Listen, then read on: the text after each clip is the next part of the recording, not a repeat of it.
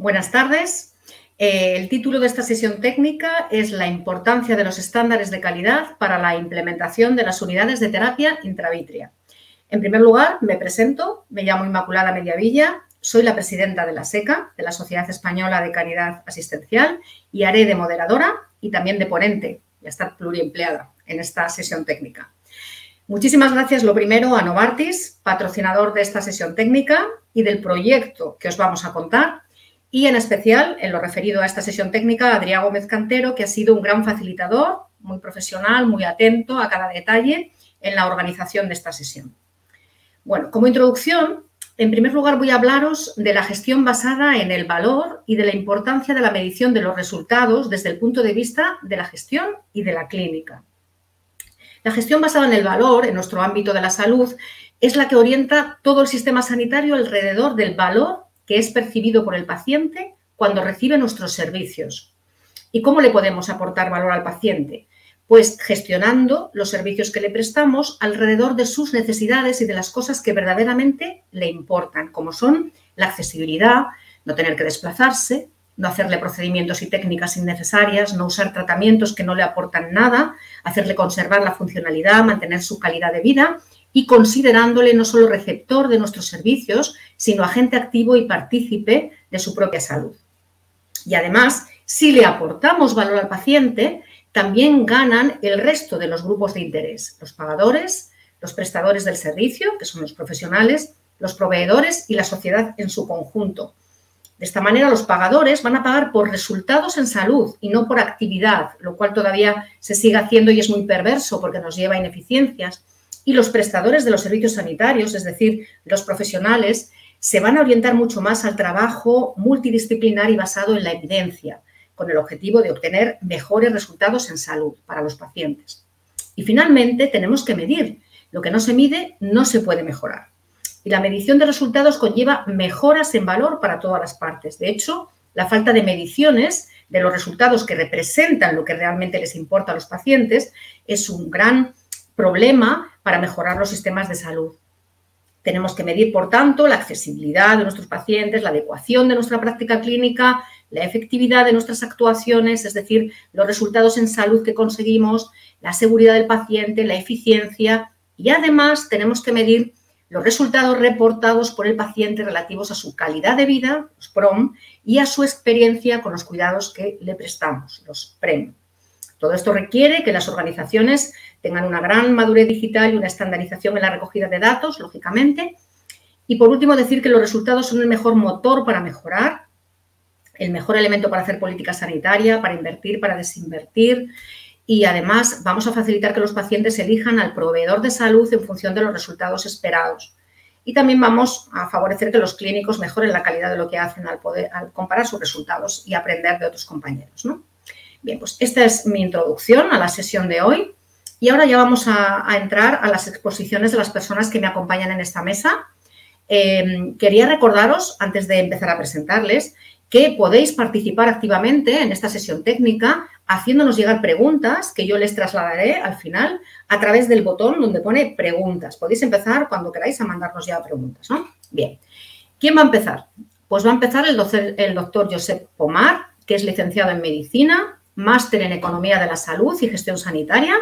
Actualmente es director gerente del Hospital Universitario Son Espases de Palma de Mallorca y presidente de la Fundación Signo. Él nos va a hablar, o le ha puesto el título a su intervención, Unidades especializadas, una perspectiva desde la gestión. Cuando quieras, Josep. Muy bien, muchísimas gracias, Inma. Enhorabuena por esta iniciativa de este congreso virtual y gracias también a Novartis también por facilitar el que podamos debatir sobre unidades especializadas. Yo me voy a referir desde un marco genérico, desde la visión de gestor, no desde el marco específico como se van a referir después los otros dos ponentes y además con importantes coincidencias con lo que acabas de introducir, Inma, ¿no? Yo voy a intentar esbozar sobre tres aspectos. El primero, ¿qué es lo que debería inspirar en este momento la reordenación de la organización de nuestros hospitales, sobre todo de nuestros hospitales terciarios? ¿En qué línea deberíamos ir cambiando nuestras organizaciones? En segundo lugar, bajaríamos a estas unidades especializadas, de qué forma se justifican o qué interés tiene crearlas o mantenerlas o potenciarlas en nuestros centros. Y, en tercer lugar, me referiré brevemente a cuál es nuestra experiencia o cuál es la respuesta que en el Hospital Son Espases estamos articulando en relación a esta reorganización y, en particular, a las unidades especializadas, ¿no? Un poco siguiendo el hilo de lo que comentabas, ¿está en crisis nuestra organización, la manera de entender nuestros centros hospitalarios? Bueno, parece que sí, por lo menos hay algunos elementos que indican un cierto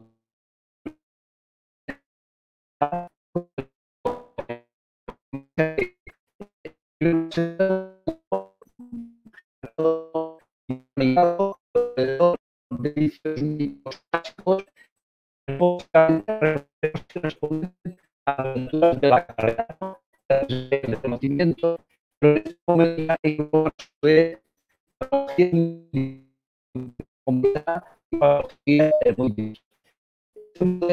está repitiendo generaciones de conocimiento y es un modelo que en muchos casos no se adapta del todo bien a las necesidades asistenciales y a las necesidades del usuario. La segunda sería, evidentemente, el segundo elemento de crisis, esta escasa orientación hacia el usuario, ¿no? Que reclamamos permanentemente, pero a la que le tenemos que dar respuestas organizativas. El tercero, yo creo que también muy en línea con algunas reformas recientes, es la cronicidad, el envejecimiento, la aparición o la elevación en presencia, en número de patologías crónicas en personas, bueno, en edades donde todavía le resta muchísima vida útil, pero la aparición de patologías crónicas. También nos estamos adaptando, pero nuestros hospitales tampoco responden a este abordaje de patología crónica. Evidentemente, el tema de la sostenibilidad, evidentemente hay que buscar fórmulas organizativas que favorezcan la eficiencia y aseguren esta sostenibilidad futura. Y, finalmente, un poco las necesidades, el gran déficit de coordinación, tanto entre niveles asistenciales como dentro del propio contexto de nuestros hospitales, ¿no? ¿Cómo se está definiendo las respuestas a estos elementos críticos de nuestro modelo? Pues un poco con lo que comentaba Inma. Yo creo que un poco hay en este momento cierta coincidencia en el sector en que hay una cultura, hay un modelo inspirado en los modelos porterianos, ¿no?, de Michael Porter, pero que tienen que adaptarse a nuestro medio. Nosotros no estamos en Estados Unidos. Sería un poco toda la cultura del valor, del value-based healthcare, ¿no?, de la atención sanitaria basada en valor, que nos indica, nos pide al sistema 4 cosas. Trabajen ustedes de otra manera, porque esta manera de trabajar está agotada. Incorporen las preferencias y las expectativas de sus pacientes, de sus usuarios. Aseguren una medicina todavía más basada en la evidencia, ¿no? Dejen de hacer cosas y apuesten por aquello que realmente tiene evidencia contrastada y aporta valor. Y, finalmente, también, como decía Inma, compren, paguen, financien, de alguna manera pensando en diferenciar por valor, ¿no? Estas serían las grandes orientaciones de las que hoy en día, yo diría un poco estos mandamientos de los que no deberíamos escaparnos al pensar en cambiar. Segunda cuestión, unidades especializadas, ¿no? Claro, después de lo que acabamos de decir, la pregunta sería, hombre, si es para seguir haciendo más o menos lo mismo y no abordar esta serie de problemas, pues igual no hace falta hacer muchos cambios, ¿no?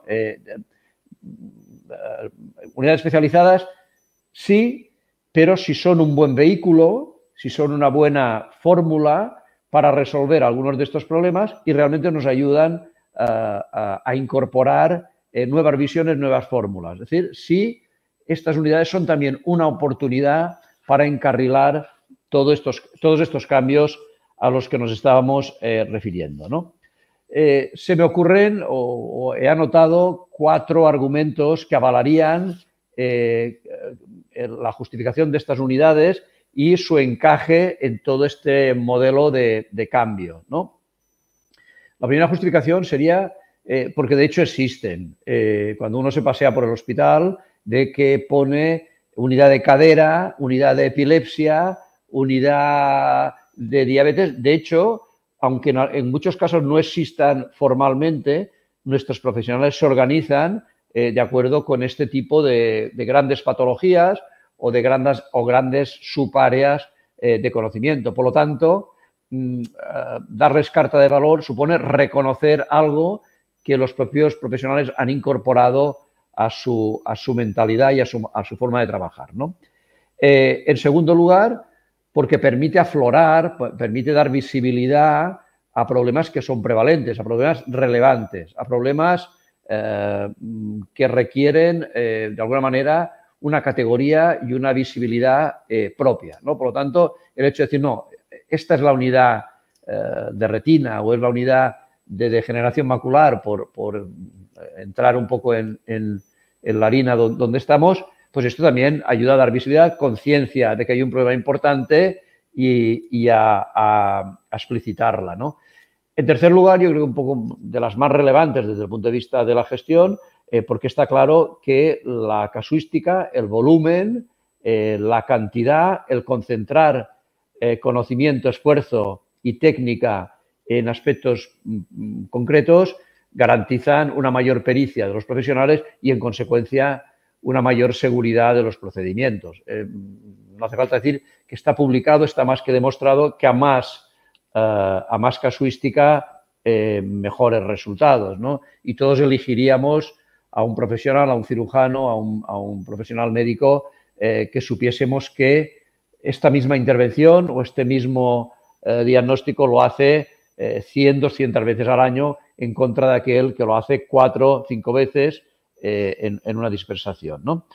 Y finalmente, porque también es verdad que algunas patologías, algunos procesos encajan mal en lo que podría ser la fórmula mayoritaria de transformación de nuestro sistema, que serían este tipo de unidades más multiprofesionales, más compartidas, más transversales, a las que nosotros llamamos unidades funcionales. Entonces, yo creo que estos 4 aspectos justifican de manera importante el que también pensemos en que en nuestra organización deben existir con carta de naturaleza estas unidades especializadas. Sin perder de vista, y en mi opinión, que la especialización, la subespecialización, no debería hacer perder la visión de conjunto del área de conocimiento en la que un profesional se mueve. Yo abogaría por profesionales que trabajan en algunas unidades especializadas, pero que no dejan, no pierden todo el espacio temporal o el espacio de dedicación al conjunto de la especialidad, porque también me parece importante y yo creo que algunas lecciones también nos hacen pensar en que un exceso de concentración micro pues también puede tener sus efectos secundarios. Y tercer aspecto al que he dicho que me referiría es en nuestro hospital, ¿no? Nosotros definimos hace 3 o 4 años un plan estratégico, se empezaba a hablar de toda esta cultura de valor y hemos intentado, no sin esfuerzo y con todas las interferencias que hemos tenido en estos años, avanzar también en ir dando orientaciones y procedimientos que ayuden a cambiar nuestra organización. Nosotros hemos definido en el plan estratégico que la reorganización del hospital debería ir en 3 sentidos. Una, a la que llamamos unidades de gestión clínica. La unidad de gestión clínica, como ocurre en muchos sitios, sería aquel servicio o aquella suma de servicios o aquella suma de áreas del hospital que adquieren una mayor autonomía de gestión, adquieren una mayor responsabilidad en la gestión de los recursos y en la toma de decisiones, ¿no? De hecho, existe, pero nosotros incorporamos un procedimiento por el cual aquellos servicios que quieren aspirar a un estatus con más capacidad de gestión y con más presupuesto de ingresos, presupuesto de gastos y jugar de alguna manera a este nuevo modelo, nosotros decimos que hay una puerta abierta para que ellos soliciten estar en este grupo hacia el que nos gustaría hacer avanzar al conjunto del hospital, ¿no? Hasta aquí cambia poco desde el punto de vista organizativo, pero sí que aprovechamos en este proceso de cambio para decir, no, pero es que usted, para aspirar a ser una unidad de gestión clínica, debe cumplir A, B, C, D, que ahora comentaré un poquito, ¿no? En segundo lugar, nosotros hemos hablado de unidades, lo que llamamos unidades funcionales. Unidades funcionales son unidades que requieren la aportación, el consenso y la participación de un número amplio de especialistas. Estamos hablando, pues, las clásicas de la unidad del cáncer de mama, de la unidad de insuficiencia cardíaca. Estas requieren una unidad funcional donde se juntan profesionales de diversas áreas de conocimiento y abordan de manera conjunta un problema de salud, intentando, bueno, pues concentrar el esfuerzo en un mismo paciente, analizando los problemas de un mismo paciente, intentando concentrar también temporalmente y físicamente las citas, etcétera, etcétera, y haciendo un abordaje también muy orientado a resultados. Y en tercer lugar, lo que serían las unidades especializadas, ¿no? Nosotros hemos lanzado un poco a nivel de hospital, decir, oiga, usted que dice que es ya una unidad especializada o ustedes que desearían tener este reconocimiento, nosotros hemos hecho un proceso de acreditación. A mí no me gusta hablar de acreditación porque suele responder a algo que hacen las agencias o hace algún elemento externo, pero lo hemos llamado acreditación porque sería un proceso a través del cual nosotros damos carta de naturaleza, reconocimiento a una unidad especializada. Y no me voy a detener en todos y cada uno de los requisitos o indicadores que les solicitamos, pero sí que están definidos en 5 grandes bloques, ¿no?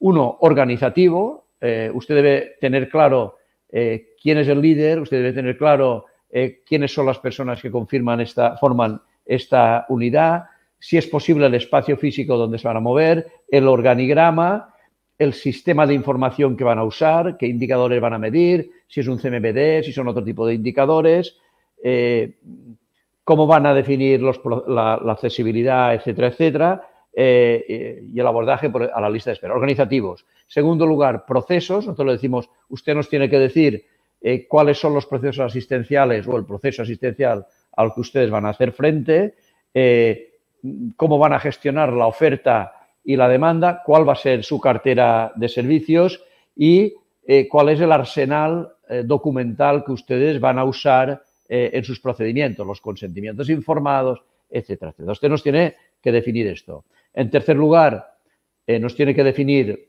cómo va a medir o cómo va a trabajar con la experiencia del paciente, aspectos de intimidad, aspectos de acompañamiento, aspectos de quejas, reclamaciones, sugerencias, cómo va a transmitir la información a estos pacientes. Eso le llamamos la parte de experiencia del paciente. Usted dígame cómo lo va a hacer y cómo lo va a organizar. Cuarto, cómo piensa medir sus resultados, tanto si usted va a tener un cuadro de mandos o nos va a pedir que le ayudemos a confeccionar un cuadro de mandos, cómo va a evaluar sus resultados y si tiene usted pensado o debería usted tener pensado cómo medir estos PROM, a lo que le podemos ayudar, como decía antes Inma, estos reportes de Patient Report Outcomes Measurement, ¿no? Esta medida del resultado del outcome desde la perspectiva del paciente, si usted tiene previsto usar el modelo ICHOM o tiene previsto usar otro modelo. Y finalmente, cuál es su enfoque sobre formación, investigación, innovación, docencia.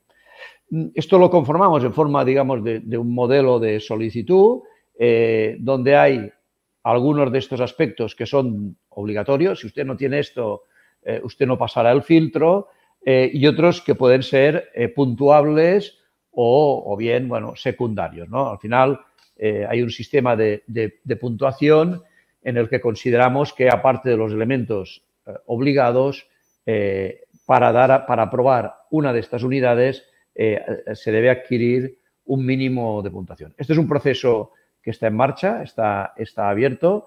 La unidad de calidad de nuestro hospital facilita el apoyo para poder, digamos, reconocer esta unidad Y como digo, de hecho, existen ya muchas unidades, hay unidades que están ya funcionando desde hace tiempo, pero queremos que todas aquellas que van a tener el sello de sí, usted está reconocido por parte del hospital internamente y evidentemente también por buscar alguna fórmula de apoyos externos, son las que pasen este tipo de test, ¿no? Por lo tanto, bueno, un poquito quería presentar esto. Es decir, yo creo que necesitamos reordenar nuestras organizaciones. Tenemos un modelo que nos orienta y nos ayuda a movernos dentro de este espacio de transformación y vamos teniendo, yo creo, algunas experiencias que el hecho de compartirlas nos puede ayudar a que garanticen su éxito. Yo con esto acabo mi primera parte de mi intervención. Muchísimas gracias, Josep. Me ha resultado súper interesante. Unidades de gestión clínica, unidades funcionales, unidades especializadas, con todo lo que les exigís a cada una. Muy interesante, de verdad, para enmarcar esta sesión. Bien, pues vamos a entrar ya en materia y vamos a escuchar a la doctora Pilar Calvo, que es especialista en retina médica y cirugía de cataratas, cofundadora de la plataforma de formación online Academia Retina. Trabaja como facultativo especialista de área del Hospital Universitario Miguel Servet de Zaragoza y en la unidad de retina en la Clínica Baviera, también de Zaragoza.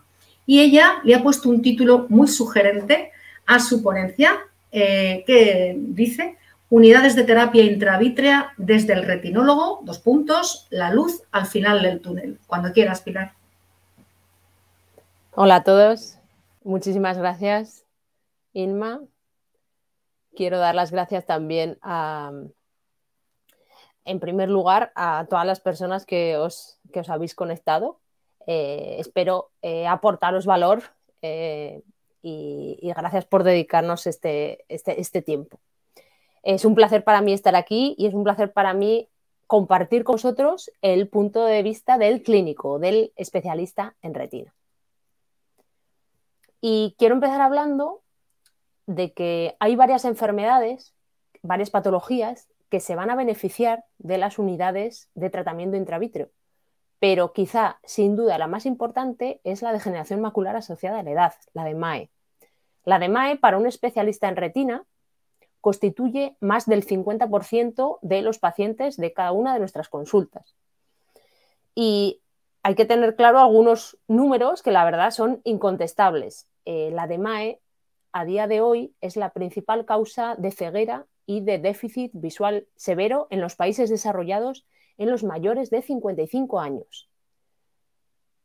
Está ya establecido que un 25% de los europeos, es decir, 1 de cada 4, padece de MAE incipiente o intermedia a día de hoy. Entonces se calculan unos números de casi 200 millones de personas afectadas. Y las predicciones de cara al futuro no son nada buenas, ya que se espera un aumento de hasta un 15% para el año 2050. ¿A qué se debe todo esto? Lo primero es debido a la pirámide poblacional que veis en la pantalla, que ya no es una pirámide, la base ya no es ancha, de hecho se está transformando en una especie de cono de helado debido a que el envejecimiento de la población está haciendo que el número de personas a partir de los 40 años está aumentando de manera muy llamativa, y luego la esperanza de vida. En España a día de hoy la esperanza de vida media está en torno a los 85 años. Esto quiere decir que todas aquellas patologías que tengan relación con la edad se van a ver aumentadas de forma exponencial. Para todos aquellos que no seáis oftalmólogos, permitirme de forma muy breve 4 pinceladas de la enfermedad para poneros un poco en el marco en el que estamos.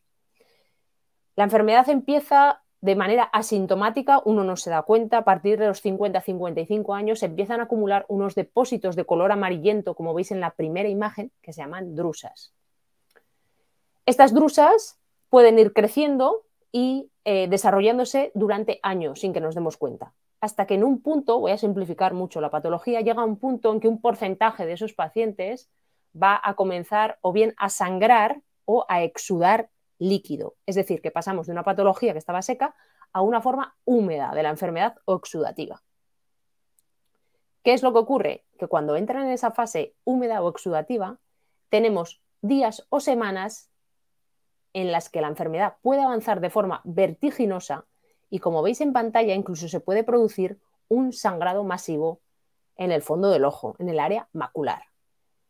Una vez que ocurre este sangrado masivo, en cuestión de semanas de nuevo, termina haciéndose una cicatriz fibrosa, blanquecina, en forma disciforme. En este punto no existe tratamiento posible y tenemos una ceguera profunda de la visión central. Siempre que queremos decir cómo ve un paciente con DMAE, os animo a que hagáis la prueba, taparos un ojo y colocaros el puño justo delante del otro e ir moviendo la mirada con el puño delante.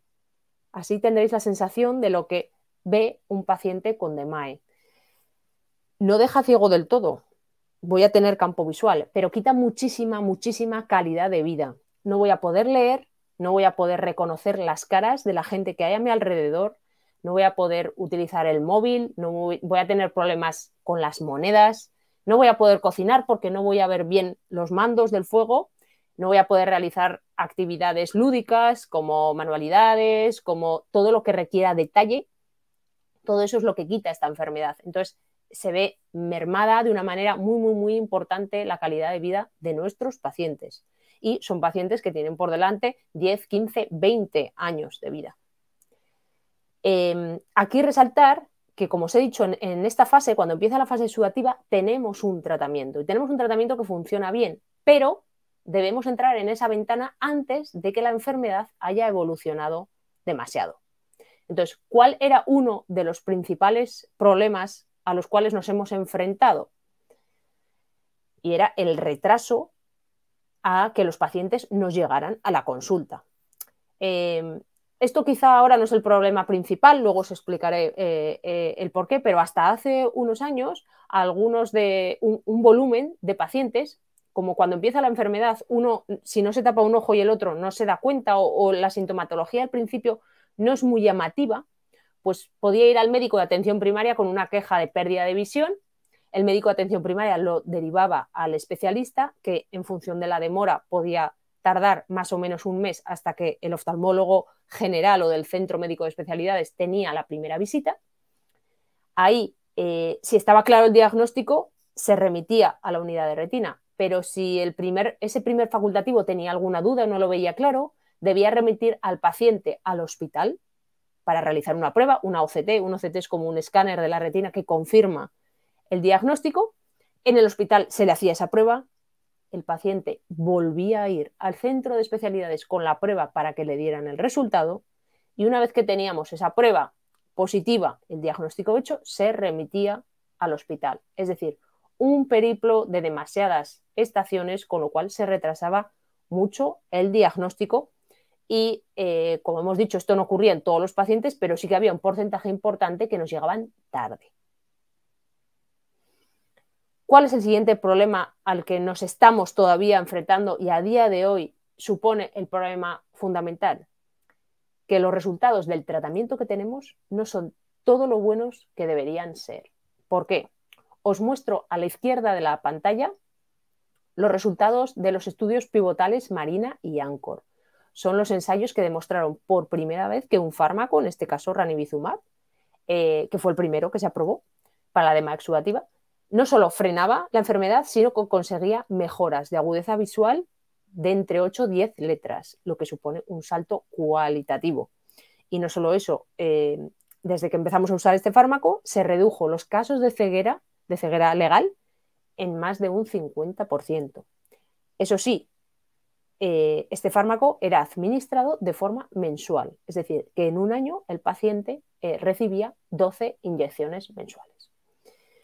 ¿Qué es lo que ocurre en la realidad? En la figura 5, que veis a vuestra derecha de la pantalla, tenemos los resultados de vida real. Se hizo un ensayo global, el ensayo Luminous, que recogía los datos de práctica clínica de verdad, los que teníamos en la consulta. Y lo que se vio fue lo que todo el mundo ya sabía, y es que los resultados eran muy pobres en nuestra consulta, en muchos pacientes. ¿Por qué? Teníamos pacientes que a partir del año o los 2 años del tratamiento, las ganancias de agudeza visual eran muy pequeñas e incluso algunos pacientes seguían perdiendo letras, agudeza visual, a pesar del tratamiento. ¿Y por qué? Pues la razón también la tenéis en la pantalla.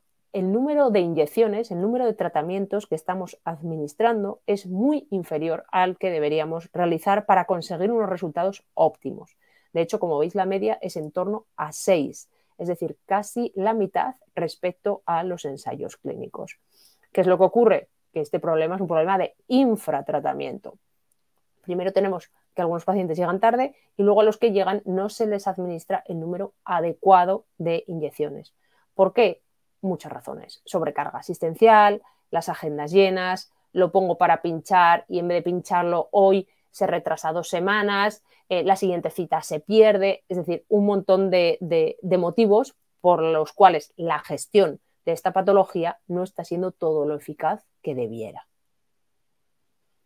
Así pues, como hemos dicho, 2 problemas clave: el acceso a las unidades de retina, que debe ser lo antes posible en esta patología, porque como hemos dicho, la ventana es muy pequeña, y por otro lado, conseguir un marco en el que el paciente pueda recibir todos los tratamientos intravítreos que de verdad sean necesarios y le podamos dar el máximo de visión que pueda conseguir. Aquí tengo que agradecer tanto a la Sociedad Española de Retina Vítreo como a la SECA, como a la Sociedad Española de Oftalmología y a Novartis. Novartis ha sido el pegamento que ha unido todas las piezas del puzzle y nos ha dado un marco para que los profesionales nos pudiéramos sentar y pudiéramos establecer unos estándares para establecer las unidades de terapia intravítrea. Por nuestra parte, desde los retinólogos, liderados por el doctor Maxi Abraldes, yo he tenido la suerte de poder también colaborar con mis compañeros, y lo que queríamos era establecer un marco que englobara tanto los criterios de derivación, que pudiéramos tener unos márgenes a nivel un poco nacional, porque también lo que había era muchísima variabilidad en cada comunidad de cómo acceder al tratamiento intravitreo. Entonces, hemos querido que todos estos, tanto el diagnóstico como el tratamiento, como la sospecha, tuviéramos unos criterios todos comunes, que los números, los días de derivación sean comunes, que el diagnóstico tengamos claro la gestión de las citas, las consultas, las pruebas diagnósticas y sobre todo en un ambiente que nos permita también ese tratamiento llevarlo a cabo de manera eficaz, que se cumplan las semanas de tratamiento, que se cumpla el número de inyecciones adecuado y sobre todo, como luego veremos, lo fundamental, que es el acto único, es decir, que el día que el paciente venga a la consulta de retina, ese mismo día a la inmensa mayoría de los pacientes se le pueda realizar el tratamiento intravítreo en el mismo día para que no tengan que volver a venir otra vez.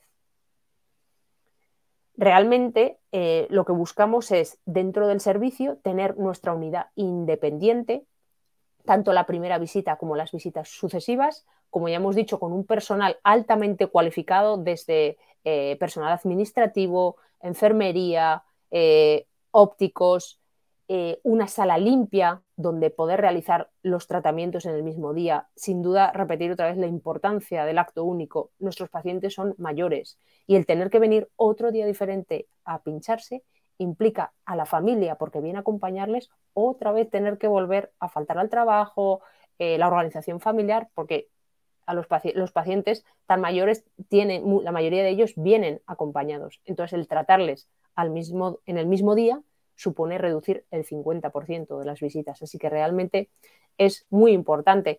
Y luego, como veis en la pantalla, no hemos inventado la rueda. Lo que había que hacer era coger otros modelos de otros países que ni tienen más cosas que nosotros, ni simplemente están mucho mejor organizados, son más eficientes. Y coger lo mejor de cada modelo y hacer el nuestro. Y como he dicho, no solo en la primera visita, sino en las visitas sucesivas, tener establecido cada protocolo de tratamiento, que el paciente tenga su agenda con el número de inyecciones, que las inyecciones se pongan en la semana que toque y no haya una desviación muy alta, y así cada paciente reciba el número de inyecciones adecuadas para, de nuevo, conseguirles la mejor visión, que al final es el objetivo principal por lo cual necesitamos estas unidades. Nosotros pinchamos a los pacientes para mejorarles la visión y para mejorarles su calidad de vida. Como he dicho antes, son pacientes que tienen 15, 20 años por delante y que sin este tratamiento están abocados a una ceguera de la visión central irreversible. Y no hay nada más satisfactorio para un especialista que el tener un paciente con 4, 5, 6 años de seguimiento, llevar un montón de pinchazos, pero ver cómo el paciente te dice que es capaz de cuidar a sus nietos, que es capaz de manejarse, que es independiente, porque imaginaos lo que supone para todas las familias, para el paciente el primero, pero para todas las familias, que el paciente pase de ser independiente a ser dependiente. Entonces, una de las claves fundamentales es el poder llevar a cabo de forma adecuada estas unidades de tratamiento intravítreo, que también mejoran muchísimo la adherencia al tratamiento, porque el paciente nota que mejora, nota que le funciona, no falla a ninguna visita porque sabe que tiene su programación, y es uno de los motivos fundamentales por los cuales estas unidades son sin duda tan fundamentales para nosotros. No me quiero extender mucho más, daros las gracias y de nuevo os pongo en la imagen, nuestros pacientes necesitan lo mejor de nosotros, no solo como clínicos, sino también como gestores, porque de nada sirve que cualquiera de mis compañeros o yo sepamos mucho de retina si luego no tenemos un marco en el que ofrecerles el mejor tratamiento, el número adecuado de sus inyecciones intravítreas y mantener la visión el número de años al máximo. Y ese es el objetivo por lo cual hemos creado estas unidades. Nada más, muchísimas gracias a todos y gracias por vuestra atención. Muchísimas gracias, Pilar. A mí por lo menos me has transmitido la emoción que debéis tener los retinólogos cuando efectivamente conseguís que alguien pueda ver, porque ver es algo fundamental para la vida, para mantener la calidad de vida, la funcionalidad y la autonomía. Y la verdad tiene que ser muy, muy emocionante. Muchas gracias por cómo lo has transmitido y además yo creo que has puesto todo el énfasis en el paciente y bueno, fenomenal. Muchas gracias. Bueno, pues ahora me tengo que presentar a mí misma. Como ya os he dicho, me llamo Inmaculada Mediavilla, soy la presidenta de la SECA, además soy médico de familia y máster en calidad asistencial y en la actualidad trabajo como coordinadora de calidad de la Gerencia Asistencial de Atención Primaria del Servicio Madrileño de Salud. Y, bueno, pues como miembro de la SECA y experta en calidad, a mí me va a tocar hablar de la norma, de la norma que hemos elaborado, ¿no? Y el título de mi ponencia es cómo los estándares de calidad ayudan a alcanzar la excelencia en las unidades de terapia intravítrea. Bueno, pues como ya se ha dicho en algún momento, la SECA, en colaboración con la Sociedad Española de Retina y Vitrio y con la Sociedad de Oftalmología, con el aval de SEDISA y con el patrocinio de Novartis, ha elaborado una norma para la certificación de las unidades de terapia intravítrea y que han llamado norma UTI. UTI. ¿Qué son las normas? Voy a hacer una introducción un poco teórica, metodológica, ¿no? Porque entiendo que no todo el mundo sabe de este tema, ¿no? Y para ver que entendamos qué es una norma, ¿no? Las normas son documentos técnicos de aplicación generalmente voluntaria, elaborados por consenso, basados en la experiencia y en la evidencia, que recogen directrices, especificaciones, criterios, y quedaros con esta palabra, criterios, que aplicados van a conseguir un alto grado de calidad. Entonces, para que lo entendáis más claramente, la norma lo que hace es, va describiendo los criterios que nos dicen cómo tenemos que hacer las cosas. Y cada criterio va a ir ligado a un indicador. El indicador es la herramienta para medirlo, para medir que cumplimos con ese criterio. Y además, cada criterio y cada indicador van a ir ligados a un estándar, que es la meta a conseguir. Para que lo entendáis, por ejemplo, un criterio podría ser que todos los despachos de los directivos del Hospital de Josep tendrían que estar pintados en azul. El indicador para medirlo sería en el numerador el número de despachos pintados en azul y en el denominador el número de despachos total. Y eso nos daría un porcentaje. Pero no todos los indicadores se expresan en porcentajes. Algunos son dicotómicos. Por ejemplo, si el criterio fuera que en la entrada del hospital donde es gerente Josep estuviera su foto, el indicador sería sí o no y el estándar sería sí. Esos son los indicadores que llamamos dicotómicos. Bien, pues además una norma, y así lo hemos hecho en la norma UTI, puede estructurarse, no siempre, pero podemos hacerlo así, en criterios de estructura, proceso y resultado. ¿Qué son los criterios de estructura? Pues son los que describen los recursos necesarios, materiales, de recursos humanos, informáticos, formación, agendas. Los criterios de procesos describen cómo llevamos a cabo el proceso asistencial y los criterios de resultados describen los resultados que debemos conseguir según esa norma de calidad. ¿Y para qué sirve una norma? Pues sirve para certificar. La certificación es una de las estrategias más utilizadas desde hace muchísimo tiempo para asegurar la calidad. Estamos acostumbrados a los sistemas de certificación en el sector sanitario porque ya se iniciaron a principios del siglo XX en Estados Unidos de la mano de la Joint Commission. Y es cierto que en España, además, este tipo de procedimientos a veces los llamamos indistintamente acreditación o certificación. Entonces, para certificar, lo que se necesita es una norma o una guía de certificación, ¿no? Y mediante la certificación lo que confirmamos, por ejemplo, es que una unidad o un servicio es merecedora de un reconocimiento concedido por una tercera parte que comprueba que esa unidad o servicio cumple con los requisitos especificados en una norma de certificación. Se trata, pues, de un reconocimiento público de que los servicios que se prestan reúnen la calidad adecuada. Y para lograr esta certificación, pues una unidad o servicio tiene que asegurarse primero que cumple con esa serie de requisitos que están contemplados en la norma y, fundamental, que dispone de las evidencias suficientes para que cuando llegue el evaluador podamos demostrar que efectivamente lo cumplimos, ¿no? Y que además lo vamos a poder mantener durante un periodo dilatado de tiempo. Es decir, que no hemos, que esto que tenemos y que vamos a demostrar que lo tenemos, no lo hemos hecho antes de ayer para cubrir el expediente y luego adiós. ¿De acuerdo? Entonces, los procesos de certificación suponen una serie de requisitos. Los fundamentales es que debe existir una independencia, lógicamente, entre el acreditador y el acreditado, lógicamente, que debe existir una norma, lógicamente, también, y que deben estar clarísimos los criterios mínimos que nos permitan otorgar esa certificación, ¿no? Bueno, ya vamos a entrar en lo que es la norma UTI. Esto eran como un poco los conceptos generales, ¿no? Entonces, ¿qué es la norma UTI? Pues la norma UTI es el fruto del consenso entre todas las partes interesadas e involucradas en el tema de las terapias intravítreas, lógicamente. Este proyecto, pues, ha estado sujeto a un estricto trabajo metodológico basado en la mejor evidencia disponible y en el trabajo de un grupo de expertos tanto en terapias intravítreas como también en gestión sanitaria, en gestión de la calidad, en farmacia, han estado en el grupo de enfermeras y otros expertos, ¿no?, que se ha considerado necesario consultar. La norma se compone de 30 criterios, 30, que se van a clasificar en 10 de estructura, es decir, que hacen referencia a los recursos, lo que hemos explicado antes, 8 de procesos, que hacen referencia a los procedimientos, protocolos, y por último, 12 indicadores de resultados, que intentan monitorizar la adecuación de los principales resultados, ¿no? Vale. Entonces, cada uno de estos criterios están asociados a un indicador y a un nivel de referencia, que hemos dicho que es el estándar, ¿no?, para considerar que ese parámetro se cumple en la proporción adecuada. Y además, todos estos criterios, indicadores y estándares han estado diseñados en una estructura uniforme, en una ficha, que se llama así, donde se describe el criterio, las aclaraciones, la fuente, donde tenemos que ir a encontrar las evidencias, el nivel de cumplimiento, o sea, el estándar, y el tipo de certificación al que pertenece ese criterio. ¿Esto qué significa?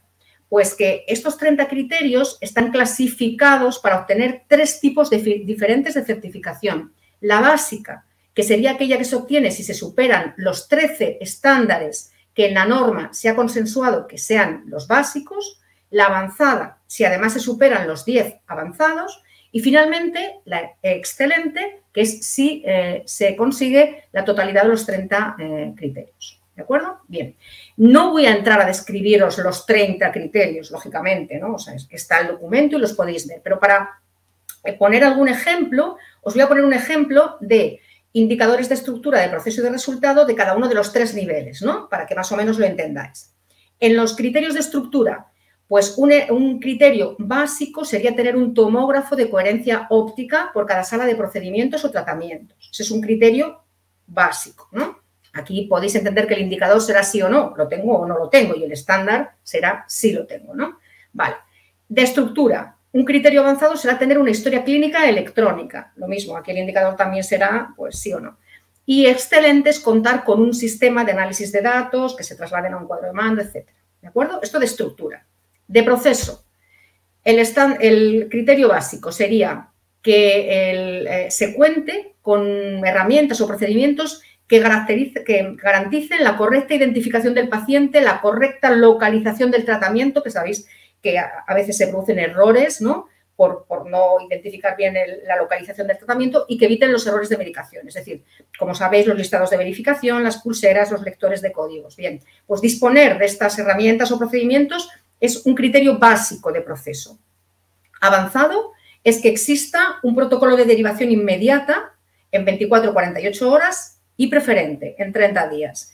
Y excelente es tener un plan anual que incluya mejoras que tengan que ver con el análisis de los PRON y de los PRE.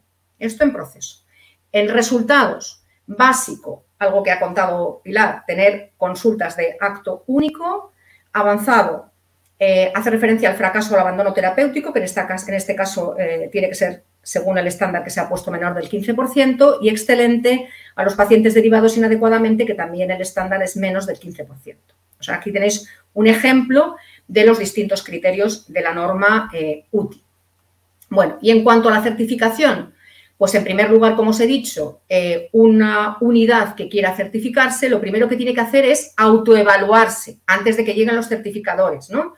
Coge la norma y ve si cumple con los criterios y si además tiene las evidencias, ¿no?, para que cuando llegue el certificador las tenga preparadas, ¿no?, si es merecedora de esta certificación, y entonces solicita, ¿no? Con esto se solicita, digamos, que ya se haga la certificación externa, ¿no?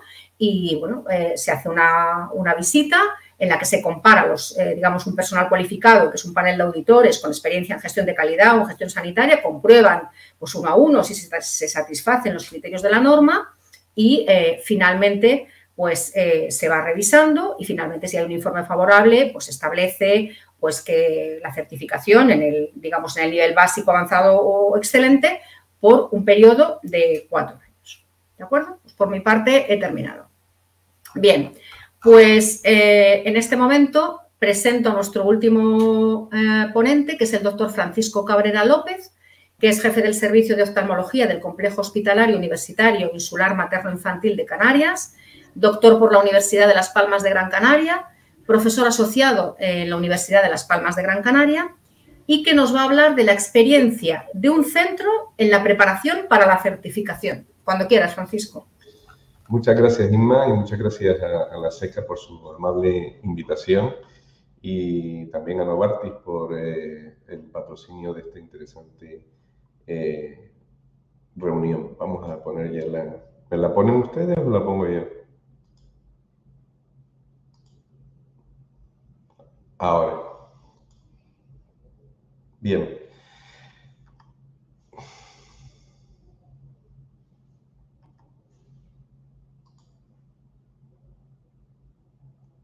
No me sale compartir la pantalla. ¿No la pasaban ustedes directamente?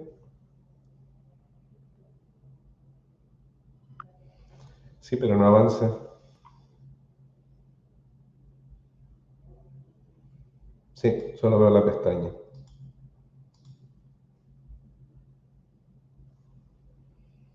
Vale. Ahora. ¿Se ve? Ponlo en modo presentación, sí. Vale, perfecto. Pues vamos allá. Bien, vamos a intentar ejemplificar un poquito todo lo que se ha dicho, han dicho los ponentes anteriores, en el modelo que nosotros hemos llevado a cabo en nuestro servicio, mucho antes de pensar en la acreditación, y sencillamente para empezar a gestionar un proceso que estaba ya suponiendo, pues, del orden de 8.000 dosis de intravítreas anuales para un total de unos 1.200 pacientes de distintas patologías, fundamentalmente degeneración macular asociada a la edad y edema macular diabético. Entonces, era un problema muy importante que estos pacientes teníamos que gestionarlo de forma correcta. Ya se ha hablado de que este proceso asistencial, pues, es una cadena con muchos eslabones que tienen que estar perfectamente engarzados y secuenciados para que el resultado final sea el que todos pretendemos y no como decía antes Pilar, pues el de práctica clínica real, que es un fracaso asistencial en este tipo de pacientes. Efectivamente, hay necesidades estructurales, que por supuesto espacio, dotación, historia clínica electrónica, etcétera, etcétera, y por supuesto necesidades de recursos humanos. Hay mucho personal implicado en distintos estamentos.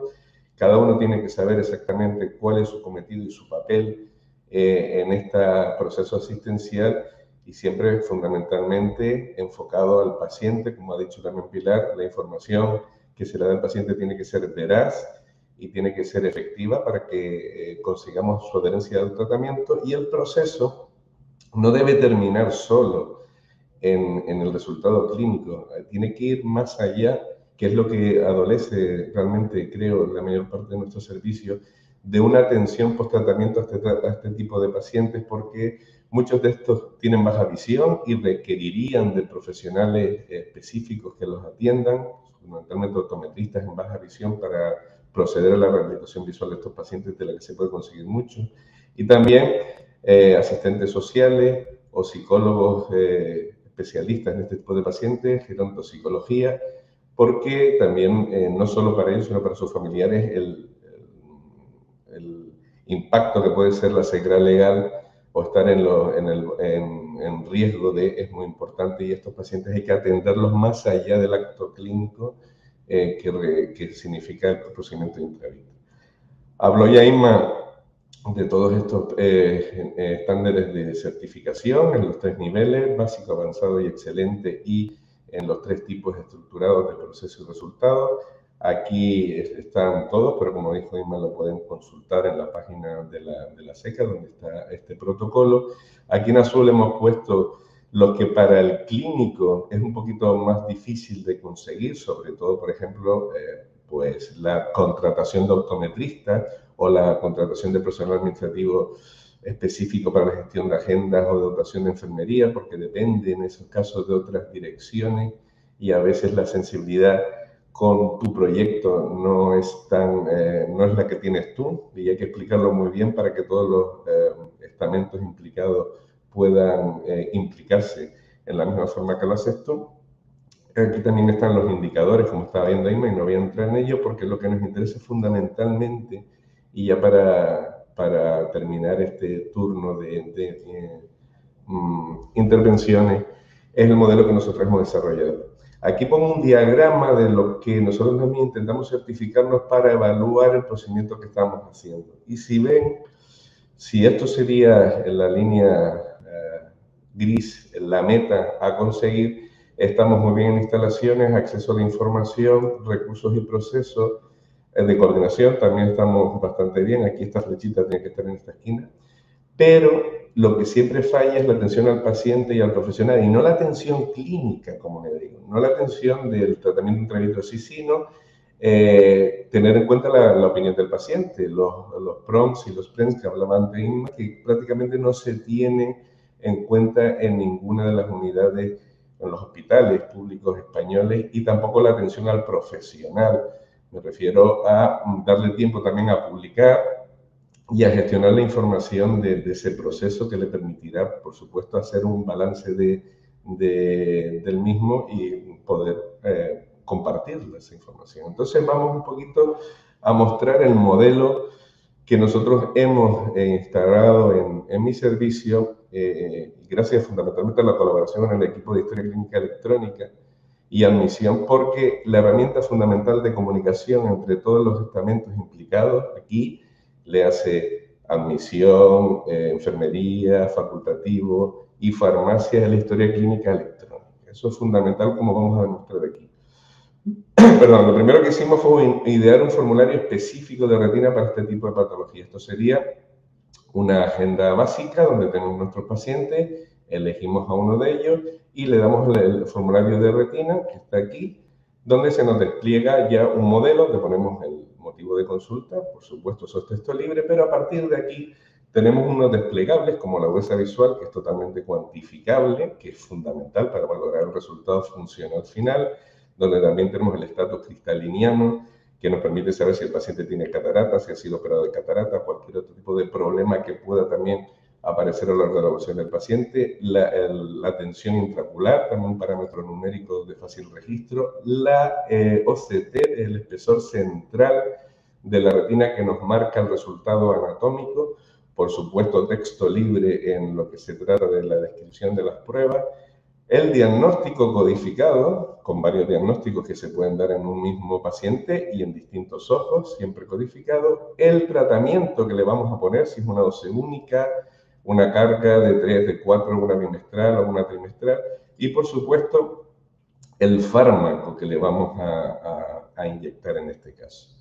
Con eso se hace un informe que el paciente se lleva todo en cada visita, donde se explica de forma muy rápida y fácilmente accesible también al personal, me refiero al médico de atención primaria, que lamentablemente todavía, por lo menos en nuestra comunidad y supongo que en la mayor parte de España, no compartimos la misma historia electrónica, sino está la primaria y la de especialidad, pero bueno, se dio un informe donde se pone exactamente la bolsa visual, el motivo de consulta, el diagnóstico y la pauta de tratamiento. Luego, también nos permite este formulario hacer un seguimiento bastante fácil y con un solo clic, en este caso aquí, de este paciente. Vemos todas las visitas que ha venido, vemos la bolsa visual, cómo ha ido evolucionando, el estatus cristaliniano, el espesor de la OCT, que sería el parámetro funcional. El diagnóstico, por supuesto, no va a cambiar, aunque se puede añadir cualquier otro. La pauta en la que está, en este caso está en una pauta trimestral de Q12 y se está poniendo un fármaco específico. Esta visita, si tiene asociada la programación de algún fármaco, algún tratamiento intravítreo, pues hay un formulario ya específico que se cliquea sobre él, que sería este de aquí, y nos aparece pues, un formulario que vamos rellenando, por supuesto, derecho, izquierdo o ambos ojos en función del tratamiento que le vayamos a aplicar a uno, a los dos, a uno, a otro o a los dos ojos, la periodicidad, la pauta que vamos a poner, el fármaco que vamos a instaurar y también, por ejemplo, en este caso, que vamos a poner una dosis de carga de 3 dosis y es cada 4 semanas, solo tenemos que poner la primera fecha. El programa nos calcula automáticamente cada 4 semanas, o si es trimestral o bimestral, cuándo le corresponde la siguiente dosis. También nosotros ponemos la siguiente dosis la siguiente cita de control, el médico responsable, y exactamente la franja horaria en la que se va a pinchar, y no solo la franja horaria, sino la hora, porque hay slots de 10 minutos para conseguir que la atención del paciente sea secuencial, de hacerse las pruebas, hacer la consulta con el oftalmólogo y se pinche en el mismo día, en acto único y en un plazo de tiempo menor de 90 minutos. Para eso es importantísimo establecer slots horarios. Para ello también, diariamente, se envía todos los facultativos y también la carpeta departamental, digamos, el planning o las plazas libres, por decirlo así, de slots horarios de intravítreas que hay en los días siguientes, como si fuera cuando tú vas a sacar la tarjeta de embarque y tienes que elegir el asiento.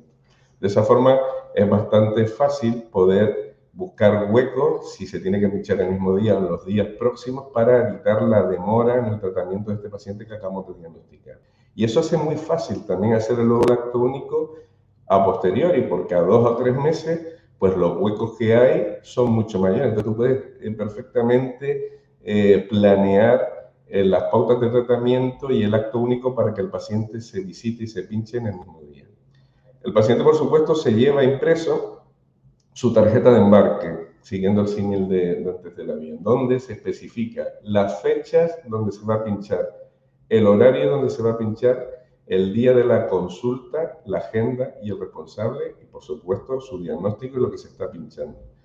Este hecho tan sencillo, que no lo es, porque aquí hay mucho trabajo detrás de imprimirle al paciente su hoja de ruta, hace que se fidelice completamente al tratamiento y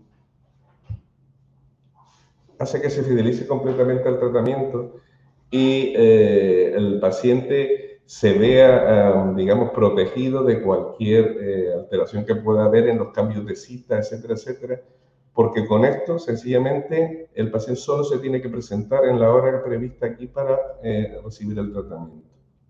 Aquí, por ejemplo, todo lo que nosotros hemos puesto en un solo formulario, en este caso el formulario de retina, se vuelca a un formulario específico de intravítrea, este de aquí, que comparte también el servicio de admisión y el servicio de farmacia. Para la admisión darle las citas y para que el servicio de farmacia prepare la dosis adecuada para los días adecuados. Y esto se volcaría en una agenda de intravítrea. Esto sería la agenda de trabajo del compañero que está en ese día asignado a hacer el tratamiento intravítrea, donde también se ponen las observaciones de cada paciente para que en un solo vistazo sepa en qué pauta está. Por ejemplo, en este caso sería un edema macular diabético del ojo derecho y estaría en la segunda dosis de 3 pautadas de Lucentis. También en otra vista puede ver exactamente aquí todos los formularios previos del paciente, clicar aquí y se sigue incluso la trazabilidad del lote con el que se ha inyectado al paciente para, en caso de que haya cualquier tipo de complicación, en este caso endostalmitis, cualquier efecto secundario que pueda aparecer, localizar rápidamente el lote. Luego también es muy importante las consultas sucesivas. Al paciente en el mismo acto también y volcando la información que hemos puesto en un solo formulario, que es el del principio de programación de fármacos intravítreos, pues se le despliega directamente un menú de citas sucesivas donde podemos también elegir si la cita va a ser presencial o telefónica y el paciente, por supuesto, se la avisa y en este caso solo tiene que venir a hacerse las pruebas, se va a casa y luego el facultativo lo llama para contarle los resultados y la pauta a seguir. En otras veces, pues aquí está la consulta telefónica, tipo telefónica, es presencial, como en este caso, que se pone que este paciente tiene que acudir en la consulta. Y se hace de forma secuencial, esto lo recibe admisión para colocar todas estas consultas en los slots de horario determinado para que puedan ser siempre vistos y tratados en menos de 90 minutos. También es muy importante que nosotros podemos hacer este tratamiento desde los centros de atención especializada, no solo del hospital, porque están dotados con OCT. Si el paciente llega allí y se le detecta una degeneración macular asociada a la edad, un edema macular diabético, se le puede pautar directamente el tratamiento intravítreo, así como las visitas de control. Por lo que digo, porque están todos los centros dotados y coordinados con el hospital, con lectores remotos de visualización. Y aquí hay muchos protocolos que hemos ideado para cada una de las visitas. En este caso también, si por ejemplo hay que hacer una campimetría, una perimetría, etcétera, etcétera, estar todas secuenciadas, en definitiva, para poder hacer esto, que recibir a un promedio de 120 pacientes, esto está adaptado a la época COVID, porque antes teníamos 150, que son los que se suelen ver diariamente en las consultas externas de oftalmología hospitalaria, en slots horarios que incluyen agenda de huesa visual, agenda de prueba y luego en 3 tramos horarios con el slot de 7 pacientes por agenda en cada tramo horario hasta llegar a un total de unos 20 pacientes, 20-25, para poder hacer el acto único. Al paciente siempre se le va a citar primero para hacer las pruebas y a última hora en los slots de horarios más alejados para poder hacer la terapia intravítrea. Y aplicando este criterio y este esquema, incluso en la época, en el año pasado, el año de la pandemia del confinamiento, pues no reducimos el número de pacientes tratados con terapia intravítrea, que se mantuvo en los 1000 y pico pacientes y 8000 dosis. Y esto es todo lo que les quería comentar acerca de este modelo, que dista mucho de ser todavía excelente, pero yo espero que estemos en el camino de conseguirlo. Muchas gracias. Muchísimas gracias, Francisco. Muchas gracias a los 4. Me incluyo en los 4. Bueno, pues vamos a pasar, que tenemos ahora casi 15 minutos para el debate. Os animo a los que todavía tenéis la paciencia de seguir conectados a estas horas y nos estáis escuchando, a que nos trasladéis las preguntas a través del botón de preguntas. Bien, mi primera pregunta va para Josep Y tenemos que hablar, lógicamente, de la pandemia, ¿no? Nos has hablado de la necesidad, bueno, nos has justificado la necesidad de estas unidades especializadas, pero ¿ha cambiado algo tu visión respecto a esto con la pandemia? ¿Han aparecido nuevas oportunidades? A ver, no tanto para las unidades especializadas, pero sí que creo que la pandemia, sobre todo en una primera fase, recordemos hace un año cuando salíamos del estado de confinamiento y estado de alarma, todo el mundo parecía compartir que era necesario que se operasen cambios en el sistema sanitario, ¿no? Recordad, el Parlamento español constituyó una comisión para tratar estas cuestiones. Muchos gobiernos autonómicos también lanzaron comisiones de expertos. Las sociedades en general se pronunciaron sobre la necesidad de estos cambios. Esto pasó hace un año y pico, ¿no? Yo creo que deberíamos retener un poco la idea que después de lo que está pasando en nuestro sistema sanitario hay algunas lecciones que tenemos que aprender, ¿no? Y entre estas lecciones yo creo que tenemos un buen sistema, ha resistido una prueba de estrés complicada, pero también nos ha enseñado que podemos trabajar de otra manera, ¿no? Y en este sentido, yo cuando digo, bueno, la pandemia también, hay que hacer una lectura de la pandemia como corte, como, bueno, pues un poco fin de una etapa para empezar una nueva. En este sentido, solo en este sentido, sí que pienso que el reorganizar nuestros hospitales, el dar un impulso diferente, el orientar hacia el usuario, como hemos comentado varias veces en este debate, yo creo que ahora es una oportunidad que no podemos desaprovechar. Yo creo que pocas veces estaremos en condiciones, de tener la visibilidad como sistema que tenemos.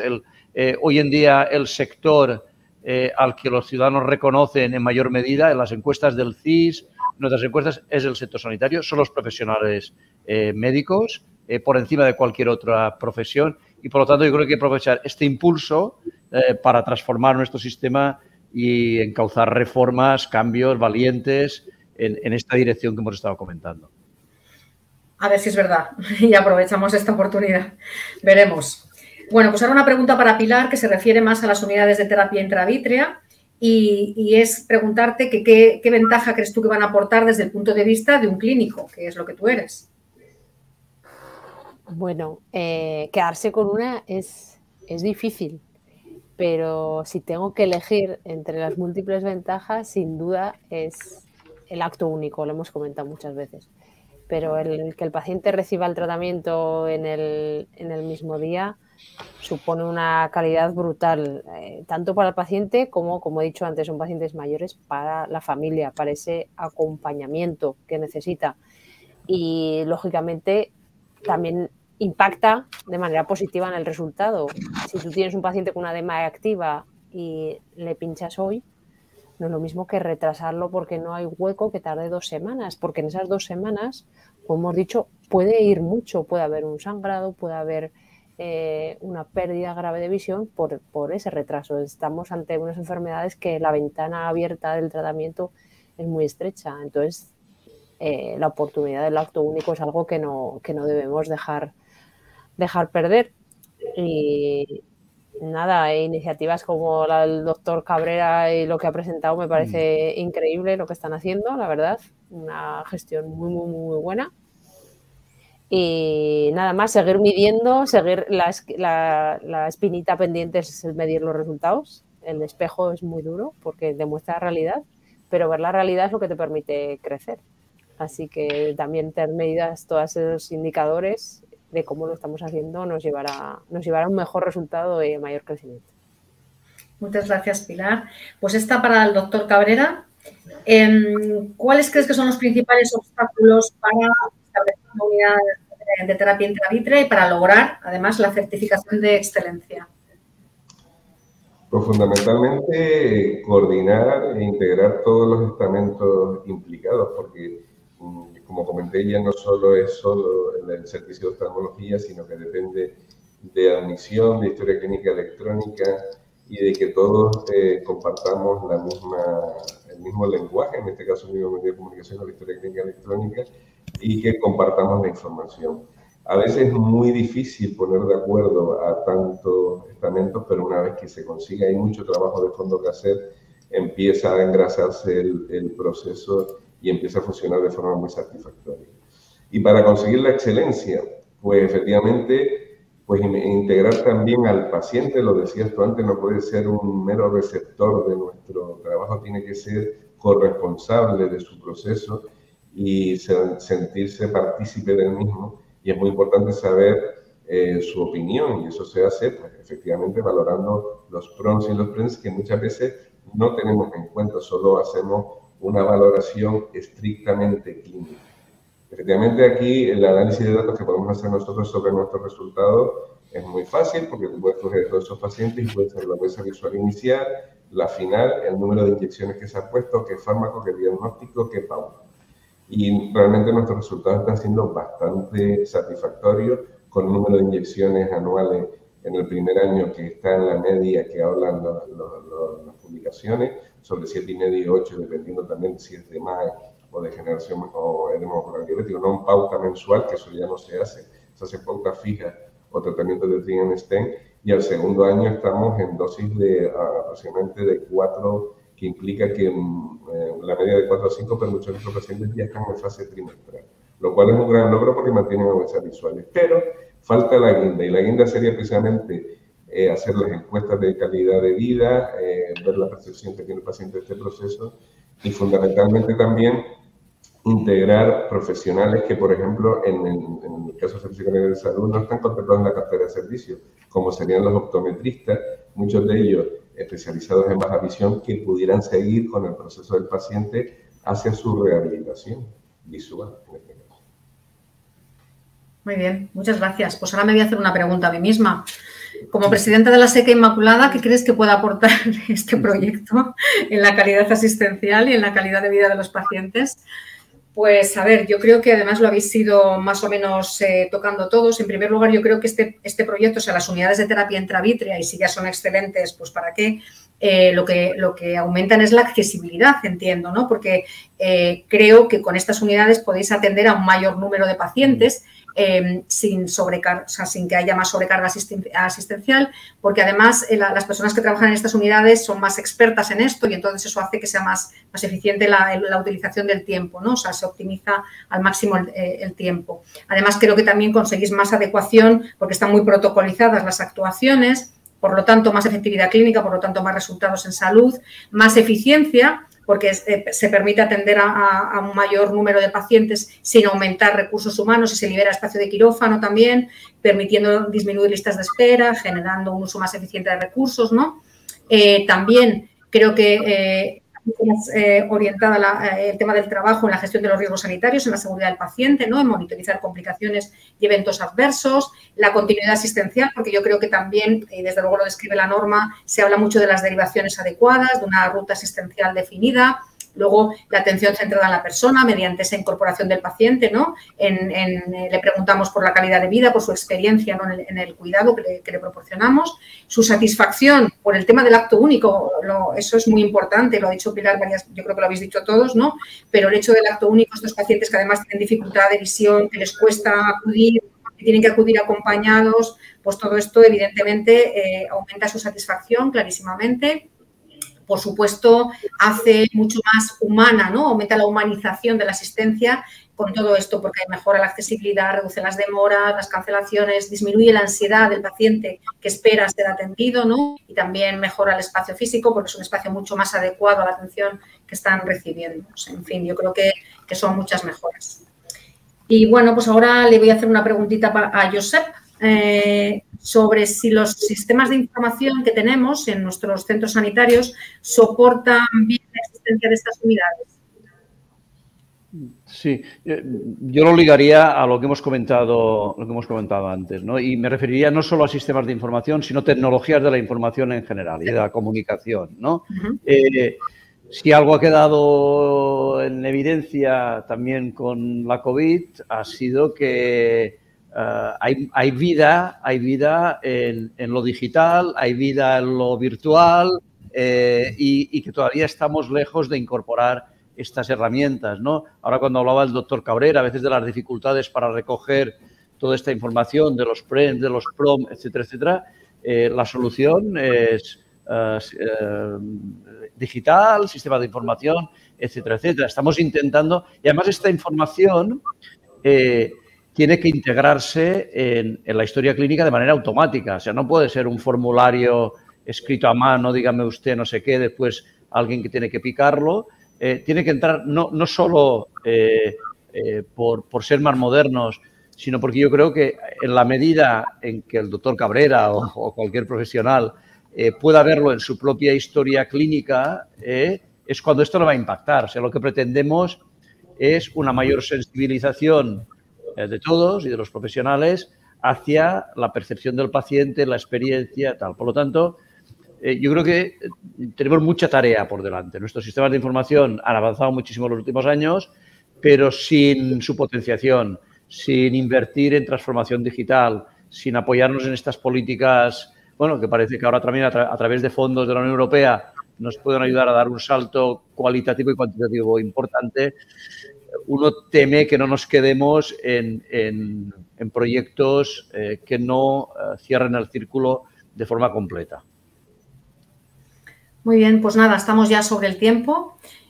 No tenemos ninguna pregunta de los asistentes. Yo creo que ya es muy tarde y la gente estaba un poquito cansada. O puede ser que hayamos tocado todos los temas y no haya ninguna duda al respecto, que también. Pues nada, solo daros las gracias por vuestra brillante participación en esta sesión técnica. Una vez más, darle las gracias a Novartis. Y nada, emplazaros a otra oportunidad para vernos y seguir hablando de esto y ver cómo se desarrolla este proyecto de las unidades de terapia intravítrea y de su certificación por la norma UTI. Pues nada, un beso, buen día. Gracias. Adiós. Gracias a todos.